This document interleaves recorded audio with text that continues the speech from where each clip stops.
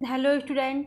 चलिए मैं आप लोगों को, जैसे मैंने सुबह आप लोगों को पढ़ाया था, ग्राम प्रधान को किन आधारों पर रिमूवल किया जा सकता है। 3 आधार हैं। पहला आपको बताया, राज्य सरकार 95(1) के तहत हटा सकती है, चुनाव याचिका के द्वारा, और तीसरा अविश्वास प्रस्ताव द्वारा। छोटा क्वेश्चन आएगा तो आप तीनों का सेक्शन लिख दीजिएगा। पहला, राज्य सरकार 95(1) के तहत, दूसरा चुनाव याचिका द्वारा 12(c)(1)(2) एक्सेट्रा, और 114वां अविश्वास प्रस्ताव द्वारा। अब देखिए, चुनाव याचिका द्वारा प्रधान के चुनाव के विरुद्ध निम्न आधारों पर चुनाव याचिका लाई जा सकती है। किन किन आधारों पर? यदि प्रधान का निर्वाचन स्वतंत्रता पूर्वक नहीं किया जाता है। बिल्कुल गलत। हमेशा चुनाव का जो प्रधान का चुनाव होता है, कितनी स्वतंत्रता होती है हम आप अच्छी तरह जानते हैं, लेकिन ग्राउंड जान लीजिए। चुनाव निर्वाचन जो है स्वतंत्रता पूर्वक नहीं किया गया, पहला ग्राउंड। अर्थात चुनाव में व्यापक रूप से घूसखोरी, भ्रष्टाचार का प्रयोग किया गया, व्यापक रूप से अनुचित प्रभाव का प्रयोग किया गया, जैसे कि पैसा बांटना, साड़ी बांटना, एक्सेट्रा एक्सेट्रा। दूसरा, प्रधान के निर्वाचन के परिणाम पर निम्न आधारों पर प्रभाव पड़ा था। किसी प्रत्याशी का नामांकन पत्र अनुचित रूप से स्वीकृत या अस्वीकृत किया गया था।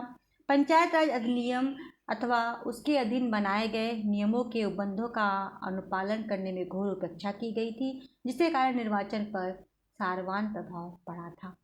चुनाव याचिका की अंतर्वस्तु क्या होगी? चुनाव याचिका अभिवचनों के नियमों का पालन करने एवं सभी तथ्यों का सत्यापन करने के उपरांत सीपीसी के सभी प्रावधानों को पालन करने के अनुसार किया जाएगा, और निर्वाचन याचिका में प्रधान पद पर सहभागिता करने वाले सभी प्रत्याशियों को प्रतिवादी के तौर पर संयोजित किया जाएगा। इतना प्रोसेस चलेगा, तब जाके कहीं चुनाव याचिका को हम चैलेंज करेंगे। उसके बाद क्या होगा? जिसमें निर्वाचित प्रत्याशी अनिवार्य रूप से सम्मिलित होगा। उसके बाद 12(c) क्लास 4 में विहित प्राधिकारी सभी पक्षों को सुनने के उपरांत तथा सीपीसी में सभी प्रक्रिया अपनाने के उपरांत निम्नलिखित आदेश पारित करेगा। चुनाव को आपास कर देगा, मतलब चुनाव को रिजेक्ट कर देगा, निर्वाचन को ही शून्य कर देगा, पद रिक्त कर देगा, नियमानुसार आवेदक को निर्वाचित घोषित कर देगा। इसके बाद 12(c)(6) में पुनरीक्षण इसका होगा। कहाँ होगा? जनपद न्यायाधीश को। चुनाव याचिका पर एसडीओ द्वारा पारित आदेश से क्षुब्ध व्यक्ति पुनरीक्षण दाखिल करेगा। कहाँ करेगा? जनपद न्यायाधीश में। कितने दिन में? 30 दिन में। सेक्शन क्या है? 12(c) class C।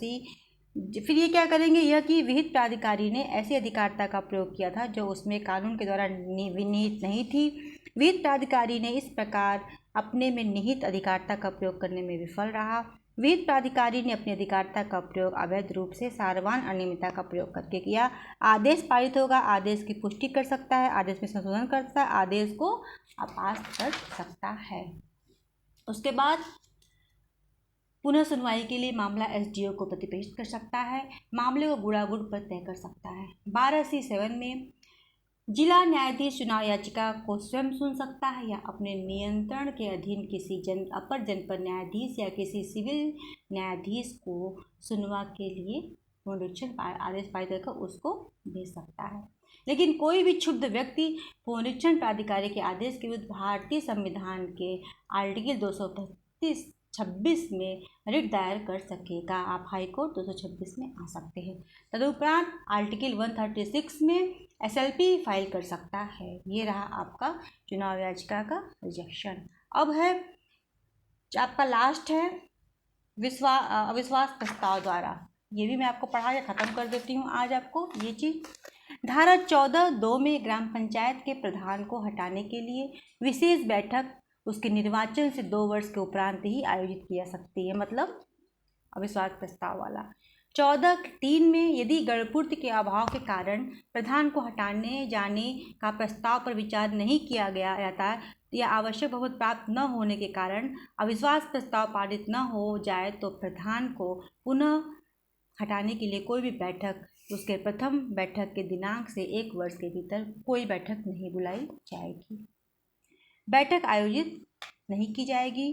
प्रधान के चुनाव के विरुद्ध याचिका की सुनवाई ये तो छोड़िए, अब ये आपका 14 में है।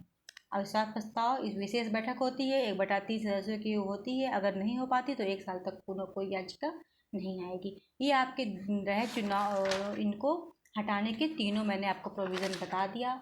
अब मैं आपको बताऊंगी छोटे छोटे जो एक्ट हैं कि ग्राम पंचायत की विभिन्न शक्तियों का उल्लेख कीजिए। पंचायत राज अधिनियम में ग्राम पंचायत को शक्तियाँ दी गई हैं। क्या क्या शक्तियाँ हैं? 16A में ग्राम पंचायत को निम्नलिखित शक्तियाँ प्राप्त हैं। ग्राम पंचायत सीमा के बाहर स्थित संस्थाओं को चंदा देने की शक्ति है। ग्राम पंचायत क्षेत्र में सार्वजनिक सड़कें मरम्मत करने की शक्ति है। स्कूल अस्पतालों को, मतलब 16 में आपको बताया गया है 16A में क्या क्या उसकी शक्तियाँ हैं। जो जो क्वेश्चन मेरे सामने आ रहे हैं मैं उसको बता दूंगी।